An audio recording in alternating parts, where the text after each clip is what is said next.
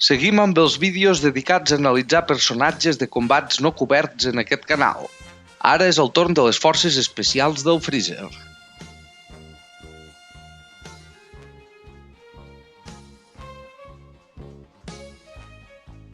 El poder del Gildo el calculo en torn a les 10.000 unitats, ja que és el punt de referència que fan servir les forces especials quan parlen del Gohan i el Krillin quan lluiten.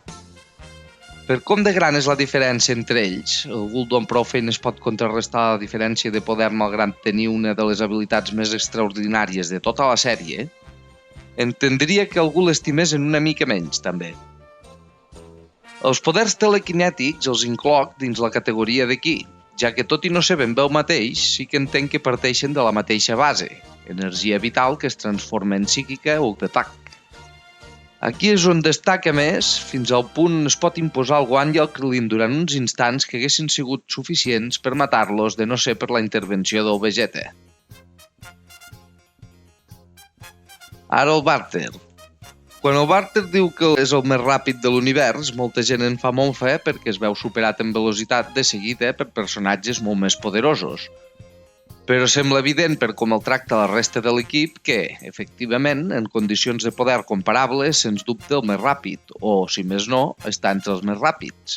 Per tant, sabent que el seu límit ha de ser prou baix com perquè el Goku, que sense ser lent tampoc és que ens el pintin com un personatge especialment veloç, amb un 50% més de poder, pugui superar aquesta diferència en la característica, de tal manera que el Barter no hi pugui reaccionar, diferència superior al 10%. Jo l'he estimat en un 15% a favor del Goku.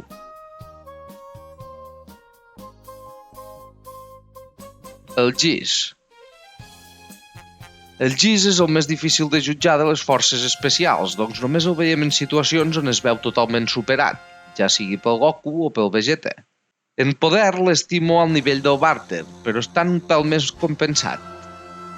Destaquen Ki, sobretot per com es coordinen amb el Barter quan lluita contra el Goku. El Geese llançant un atac de Ki potent per distreure l'enemic i aprofitar la velocitat del Barter per sorprendre'l. Però tret del capità Gineu el considero el lluitador més equilibrat de l'equip. Rikum. Per l'estil de lluitar que té, més semblant a un lluitador de wrestling que a un de bola de drac, s'entén que confia plenament en la seva defensa. Té prou força com per fer un mal significatiu al Vegeta, que també té una defensa superior. Així que entre això i el seu estil de combat, reserva el Ki pels seus atacs especials, fa que sigui la seva característica ofensiva més destacada.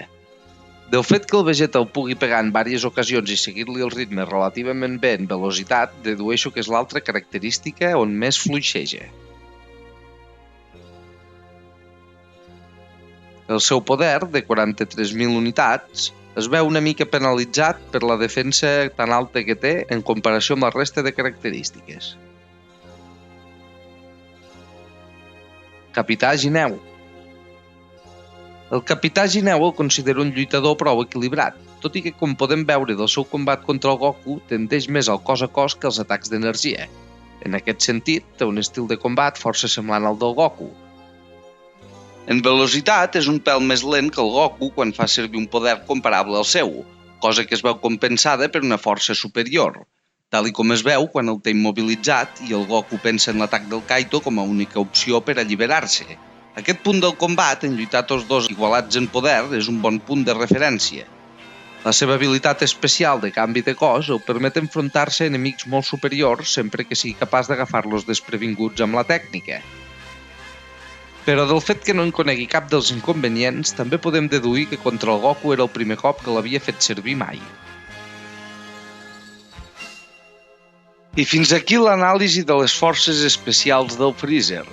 Sens dubte, un grup molt variat i pintoresc, amb algunes de les habilitats més originals de tota la sèrie.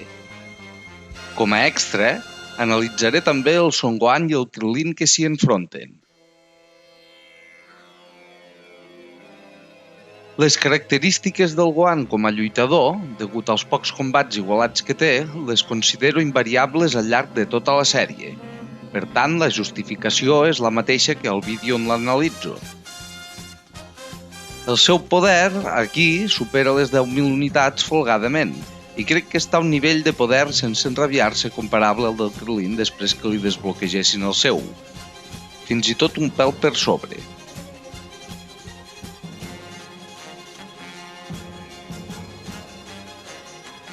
El Krillin és un lluitador molt murri, que aconsegueix resultats brillants gràcies a la seva habilitat amb el Ki, la més gran entre els herois de la Terra. Des d'atacs letals com el Kenzan a un control avançat de l'energia que el permet no només canviar la direcció dels atacs com fa el Goku, sinó també fragmentar-los, demostrant una versatilitat en l'ús de tècniques brillant. Pel que fa als seus aspectes més fluixos, crec que són la força física i sobretot la seva defensa, doncs sol quedar fora de combat en pocs cops si el comparem amb la majoria de lluitadors. Finalment, té una velocitat un pèl superior a la mitjana, que li va la mar de bé per esmunyir-se d'adversaris superiors. Amb un poder de 13.500 unitats després que li desbloquegessin el potencial, comença a entrar en un rang que supera els Saiyans d'elit més alta. Recordem que el Vegeta era un prodigi i que ja superava el seu pare en força de jove i arriba a la Terra amb 18.000 unitats.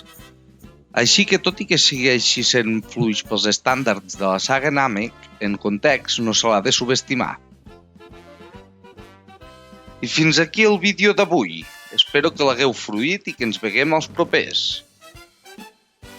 Salut!